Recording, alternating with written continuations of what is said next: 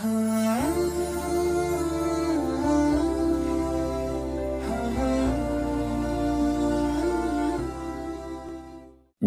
ырайымдуу Аллахтын ысымы менен баштайм. Бардык мактоо жараткан Аллах Тааланын жалгыз өзүнө гана болсун. Анын мээрими, тынчтыгы, берекеси Пайгамбарыбыз Мухаммад саллаллаху алейхи ва салламга, үй бүлөсүнө, сахабаларына жана бүгүн эртеден кечке чейин акактап, суусап, тердеп, кыйналса да сабыр кылып, ооз ачарга эң мыкты бийик илгери үмүт менен тилек дубаларымды Аллах Таала кабыл кылат деп жанатан бери дуа менен өзүн алаксытып, карегин экранга кадап, сабак күтүп отургандарга, эми орозомду дагы баштайын, Аллахым өзүң күч кубат бер деп эртеңки ыйык Рамазандын дагы бир күндөгү орозону кармоого бел байлап шымалап отургандарга да Алланын түгөнгүс мээрими жана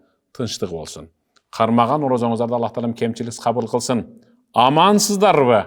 Ассаламу алейкум ва рахматуллахи ва баракатух. Бүгүнкү сиздер менен сүйлөшө турган сабагыбыздын темасы мен үчүн өтө олуттуу.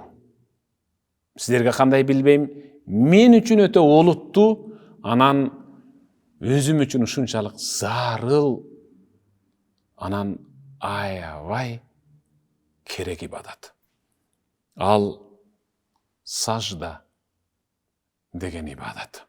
Дал ошол саждада өзүңүздүн эң төмөн, колуңуздан эч кандай иш келбөсүн мойнуңузга алып, кемчилдигиңиздин бүт баарын ооба мен ушуну жасагам да деп алакан менен жер таянып, бешене менен жер сүзүп, мурун менен жер жыттап, жерге жакын болуп, Аллах Таалага жалынып, жалбара турган, инсандын бенденин алтыз экенин даңазалай турган эң мыкты ибадат сажда жөнүндө.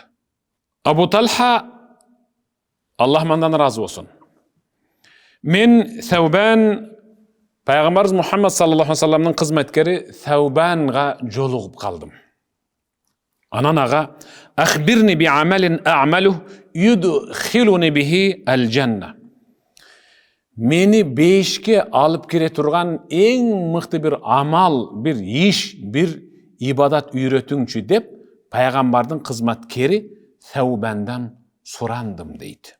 Аллах Таалага эң сүйүктүү болгон, Аллахка жагымдуу болгон, Аллах жактырган амал болсун дедим. Ал мени тиктеп ойлуу гана жооп берди. Сүйлөгөн жок. Ал ойлуу тиктөөсү мен үчүн жооп болгондой эле болду. Ошондо билдим, мен өтө олуттуу, өтө оор, өтө кыйын инсан үчүн өтө зарыл жана керектүү болгон суроону коюп турмун да дедим. Кийин сурасам дагы мага унчукпай, мага телмирип, тиктеп туруп берди. Үчүнчүндө сурасам, ал мага жылмайып тиктеп, дал ушул сиз мага берген суроону мен да пайгамбарга ошентип берген элем. Пайгамбар ошондо мага мынтип жооп берген. Ошол пайгамбардын мага берген жообун эми сизге айтайын. Өтө олуттуу, өтө зарыл, инсан үчүн бул дүйнөдө өтө керектүү болгон ибадат жөнүндө сурандыңыз. Пайгамбар мага алайка би касрати суджуд лиллах. Аллахка арнап, Аллах Таалага жалынып, жалбарып, көпчүлүк учурда сажда кыла бер деген эле мага. فإنك لا تسجد لله سجدة إلا رفعك الله بها درجة وحط عنك بها خطيئة. Анткени ар бир кылган саждаңда Аллах сенин бирден күнөөңдү кечирип, бирден бейиштеги даражаңды бийиктетип көтөрүп турат деди эле. ушул менин кыла турган саждам жана сиздин кылып жаткан саждаңыздын бүт баары бизди бейишке алып кирүүчү ибадат экенин унутпаң. Айрыкча сажда кылууну ыйык Рамазан айда көбөйтүң. Ыйык Рамазан айдан алган ушул сажда деген азыгыңыз кийинки Рамазанга чейин сизди Аллахтан эч кандай алыстатпай турган, тескерисинче Аллага жакындата турган эң мыкты ибадат катары сизде сакталып калсын.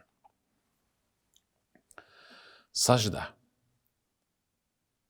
Жерге тизелеп, эки алакан менен таянып, бешени менен жер сүзүп, мурун менен жер жыттап, жердин кулагына өзүңүздүн муктаждыгыңды шыбырагансыйсыз, аны Аллах өзү угуп турат. Ушундай байланыш. Сажда деген бул эң мыкты кайталангыс байланыш. Кайталангыс байланыш кагылайын. Саждадагы экинчи фазилет от, тозок, сажда кылган мүчөлөрдүн бирөөсүн дагы куйкалай албайт дейт. Жакшылап угуң, кагылайындар. Эми азыр ушул сөздү угуп аткандан кийин кичине жүрөк тыз деш керек да. Көпчүлүгүбүздүн намаз тургузуп, текелеп окуп калганыбызга 1 жыл болуп атат, 2 жыл болуп атат. Кээ биркилерге 10 жыл, 30 жыл, 60 жылдан бери намаз окуп келебиз. Бирок тилекке каршы кайсы бир тууганыбыз эмдиги чекте алы сажда кыла элек. Сиз алыска сапарга чыксаңыз, бир туугандарыңыздын ичинен намаз окуганын деле, намаз окубаганын деле бирдей сагынып келесиз да. Анткени ал сиздин жатындаш бир тууганыңыз. Ошол намаз окубаган бир тууганыңыздын үйүндө деле кичине бир кырсык болуп калса, дароо эле өзөгүңүз үзүлүп, баягындай ыйлап, баягындай жардам кылып каласыз. Демек, эртең сиз бейишке киргенде ал тозокко кирип калбасын десеңиз, демек анын дагы сажда кылуусуна сиз бүгүнтөн ушу ыйык Рамазан айдын күндүзгү күнүн, түнкү түнүн ганимет кылып пайдаланып дуа кылып, анын сажда кылуусуна сиз бир себепчи болуп калың. Анткени сажда кылынган мүчөлөрдү тозок эч качан куйкалабайт. Сөзүм куру болбош үчүн мен пайгамбардын хадисин дал келтирем. Абу Хурайра Аллах мандан разы болсун риваят кылып атат. Кала набийю саллаллаху алейхи ва саллам. Пайгамбарыбыз мындай деди. Та'кулу нару мин ибни Адам илля аthara as-sujud. Harrama Allahu ala an-nar an ta'kula athara as-sujud. Sadaqa Rasulullah. Tozок оту адам баласынын саждага тийгендеги мүчөлөрдөн башка мүчөлөрдүн баарын жалмап куйкалайт. Анткени Аллах тозок отуна бендемдин сажда кылгандагы тийген мүчөлөрүнүн бирөөсүн дагы жалмап куйкалап күйгүзбөйсүң деп койгон. Ошол себептен сажда кылган инсандын бети эч качан куйкаланбайт. Эки алаканы, эки тизеси, эки таманы, бул бешенеси менен муруну тозок отуна күйбөйт деп атат. Бул мындан алына турган сабак момун мусулмандардын ичинде күнөөсүнө жараша тозок отуна түшүп азапталат. Бирок ушул сажда кылган жерлери эч качан күйбөйт. Чычала болуп, кокочо-мокочо болуп күйбөйт деген түшүнүктү берип атат. Эми Кудай Таалам бизди тозок отунан сактасын. Ушул кылган саждабыз менен бейиштигил болуп кетели ылайым, кагылайындар. Өзү негизи сажда кылгандан биринчи максатыбыз Аллахым бизди тозок отунан сакта деп сажда кылабыз да. Бирок ошондой болсо деле кээде тозокко алып баруучу ишти кылып алып, анан тозокко түшүп калган болсо, бирок Аллах Таала өзүнүн адилеттүүлүгү жана мээрими менен өзүнө ийилип сажда кылган мүчөлөрдү тозок отуна күйгүзбөйт деп атканын пайгамбарыбыз Мухаммад саллаллаху алейхи ва саллям бизге ушинтип жеткирип атат. Тик турган адам менен жаткан адамды салыштырганда, өзү логикага караганда тик турган адам асманга жакыныраак болуп көрүнөт да. Анткени ал тик турат. Ал эми ылдый болуп турган адам, албетте ал тик турган адамга караганда төмөн туруп атат. Бирок маанилүүлүк жагынан алып караганда сажда кылган инсан тик турган инсанга караганда Аллах Таалага алда канча жакын. Алда канча жакын. Сажда кылган инсан Аллах Таалага ушунчалык жакын. Ал жөнүндө Пайгамбарыбыз Мухаммад саллаллаху алейхи вассалам өз хадисинде мынтип баяндайт. Инна aqraba ma yakunu al-abdu min rabbih wa huwa sajid. İnsandın Allah Taalaga en jakın bolo turgan abalı namazının içindeki sajdasında degen. Namazda insan özü Allah'a jakın bolot. Bирок en jakın bolgon учуру кайсыл жерде десе, кыямда, рүкүдө эмес, саждасында деп атат да. Саждасында. Сажда кылган абалда биз Аллах Таалага ушунчалык жакын болобуз. Болуп көрбөгөндөй жакын болобуз. Андыктан валyapka min khashyatillah. Дал ошол жерде, ошол саждада ыйлашынча ыйлап алсын. Суранышынча суранып алсын. İçindeki бугун айтышынча айтып, için бөксөртүп алсын. Аллах Таалага жалынышынча жалынып, арызданышынча арызданып алсын. Анткени эң жакын абал сажда болгонуна байланыштуу, бенденин саждадагы бүт бардык тилектерин ал инсан башын саждадан көтөргөнгө чейин Аллах кабыл кылып орундатып берет деп атат. İnsandын Аллахка эң жакын абалы ал саждада. Андыктан дал ошол саждада дуаны көбүрөөк кылгыла. Көбүрөөк дуа айткыла. Аллах Таалага жалынгыла. Биз мисалы намаз окууну үйрөнгөндө Субхана Rabbiyal A'la, Subhana Rabbiyal A'la, Subhana Rabbiyal A'la деген сөздү 3 айтып эле туруп кетиш керек дегенди үйрөнгөнбүз да мисалы. Көпчүлүк ошентип үйрөнүп алат. А негизи ошол таспихти 3-төн, 5-тен, 9-дан көбүрөөк айтыш керек. Дал ошол жерде Аллах Тааланы даңазалап, аарулап Аллага жагынып калышыбыз керек. Дуаны көп кылгыла деп атат. Анын көпчүлүк айтат да, фарз намазда да дуа кылсам болобу, важиптерде дагы, сүннөттөрдө баарында бирдей дуа кыласыз. Фарзда кылбай, анан важипте кылбай, анан сүннөттө да кылсын деген түшүнүк жок.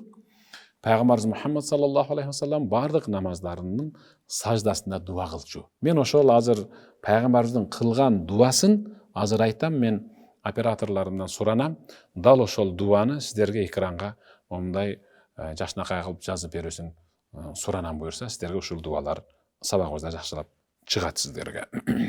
Пайгамбарыбыз ушул саждада Subhana Rabbiyal A'la дегенди 3, 5, 7 жол айткандан кийин пайгамбардын айткан дуасы. Кандай сонун дуа, ушунчалык ширин, айткан сайын айткан келет. Subhanakallahumma Rabbana wa bihamdik faghfir li wa liwalidayya. Subhanakallahumma Rabbana wa bihamdik.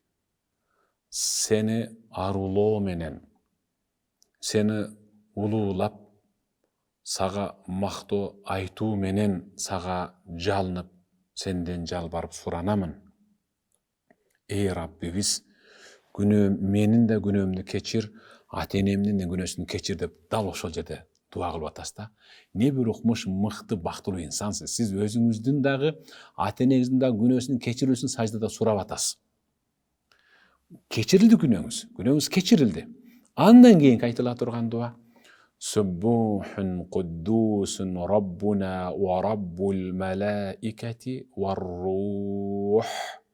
Дейсиз, анан саждадан тура бересиз. Түшүнүктүү болдубу? Дал ушул дуаларды сиздерге жазып чыгарып беришет, буюрса иншалла. Аллах Таалам кыяматта бир ата менен бир энени, бул дегени бир чал кемпирди бейишке киргизип, көз жоосун алган, өмүрүндө андай үй хан сарай көргөн эмес, өмүрүндө андай тартуу, сый, белек эч кимден алган эмес.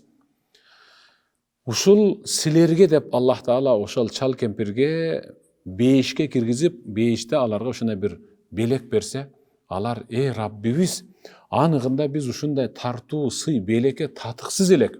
Ылайыксызбыз, біз өзүбүздү билебиз я Рабби. Бирок бул белек бизге эмне кылгандыгыбыз үчүн берилди. Эмнебизди сыйлап бердиң, Раббибиз деп сүйүнгөнүнөн ыйлашса, Аллахтын берген жообун карагыла. Бистигфари лакума валадукума. Силер көз жумуп жер астына киргениңерден кийин силерге куса болуп, сагынып, силерди эңсеп, көргүсү келип, ыйлап сыктап, силердин күнөөңөрдүн кечирилишин перзентиңер менден кайра сурана берди, истигфар айтып, сурана берди. Алар суранган сайын мен кечире бердим. Мына жыйынтыгында күнөөсүз болдуңар, ушул тартуу белекке татыктуу болдуңар деп атат. Кагылайын сүйүктүү бир тууганым, айнанайындар. Ыйык Рамазан айдан алган дагы бир сизге бир кошумча гүл азык сабак сизге. Намаздарыңыздагы, саждаңызда кылган Субхана Раббиял А'ла деген тасбихтен кийин дал ушул мен айткан дуаны үзгүлтүксүз 5 убакыт намазыңыз саждасында шашпай окуң.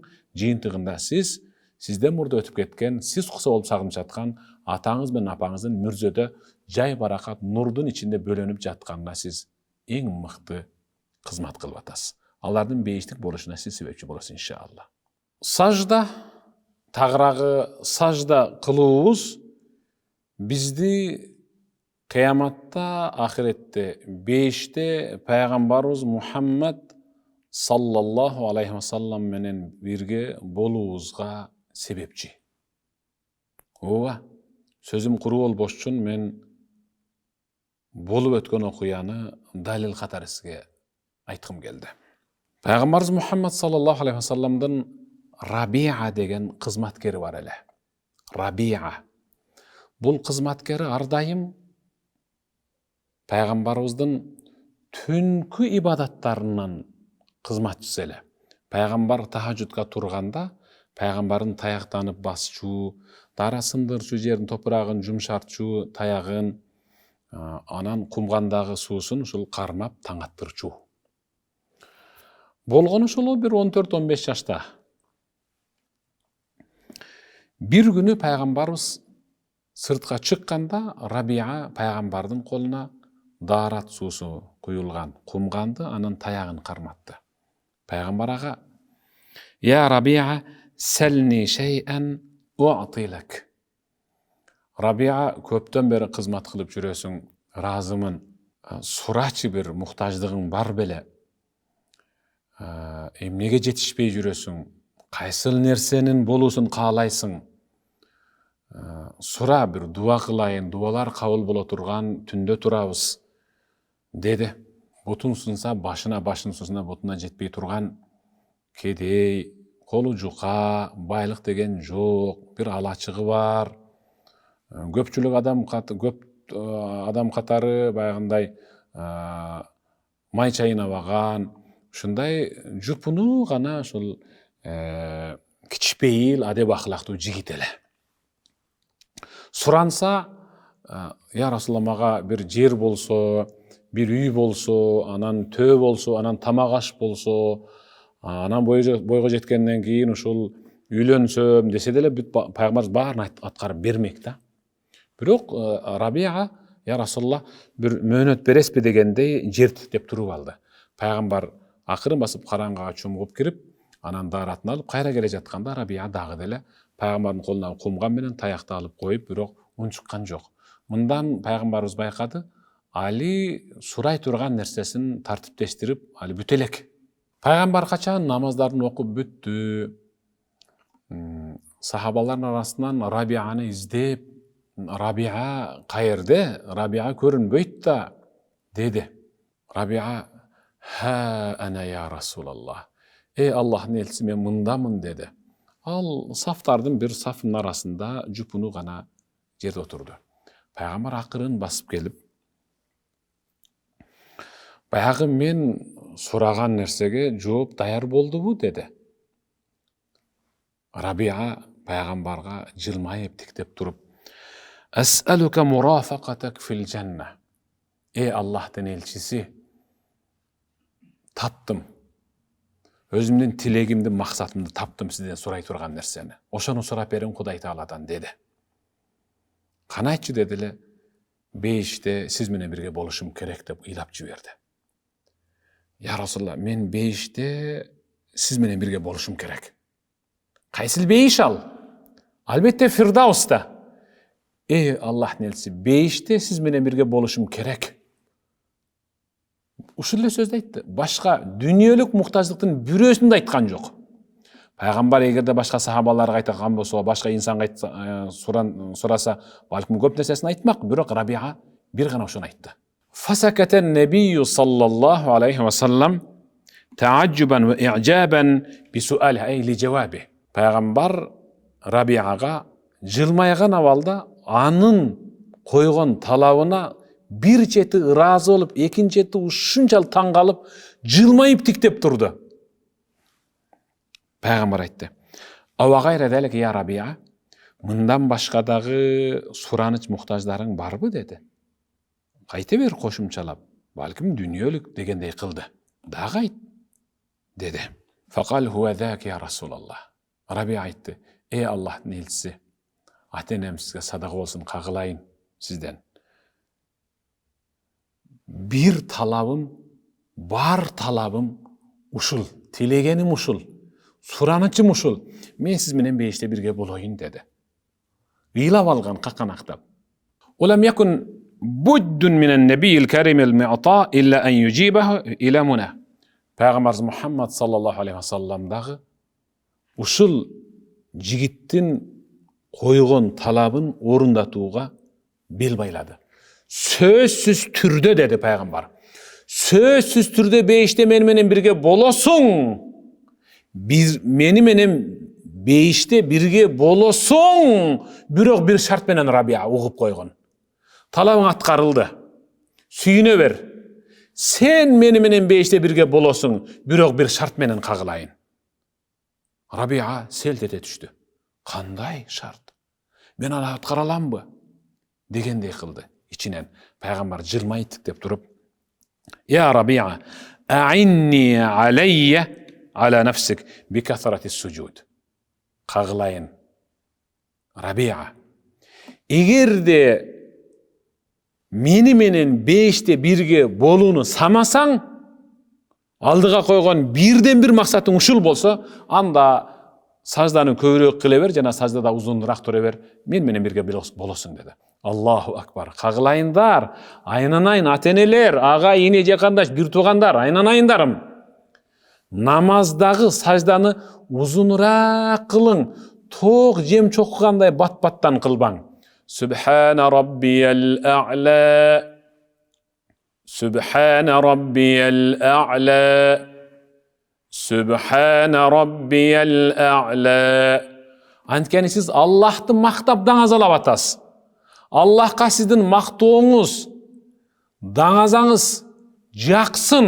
Siz üýlenip jatkan eki jaşty, jubiley bolup jatkan bir kişini bilbey turup, görbey turup, getirgen kemçildigin bitbarmyaka türtüp koyup, uşunday bir mıktı taňdaňızdan baldy çuurtup maqtaýsız, ağa tatyksız bolsa dele.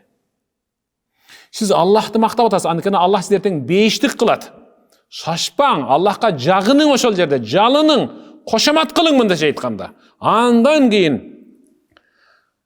Allah Taala'dan soranın. Subhanakallahumma rabbana ve bihamdik faghfirli ve li walidayya. Subbuhun quddusun rabbuna ve rabbul malaikati ve ruh dep anan birinci sajdadan turun. Ekinci sajdaga bararda Allahumma gfirli warhamni ve afini ve jiburni vahdini, varzuqni, vashfini dep aytıp bütüp, anan ekin sajdaga barın. Dağı şentip şaşpay okuň. Emi sapardı bolup kalas, saşılış bolup kalas, anda kıskartıp aytasız, albatta. Birok jay barakat okuganda, oşunda uzunlarak sajda kılıp okuňuz. Antkeni Peygamber emne dedi? Ey Rabia, meni menen beyişte söz türde birge bolosуң, talabaň atkarıldı, birok bir şart. Köp sajda kıl, anan sajdada uzunuraq tur dep koydu. Uşul ele. Karmagan rozaňyzdardy Allah Taalam kemçiliksiz kabul kılsın. Sajdany sizlerde uzunroq, anan köbürök kılыңızдар. Peygamberimiz Muhammed sallallahu aleyhi ve sellem menen beşte çoğu boluguz üçün. Bul sabaktın ulansın, kiyinki sabakta ulantabız dep vada beretelem. Andıktan kiyinki sabakta jolukkanga çeyin. Assalamu aleykum ve rahmetullahi ve barakatuh.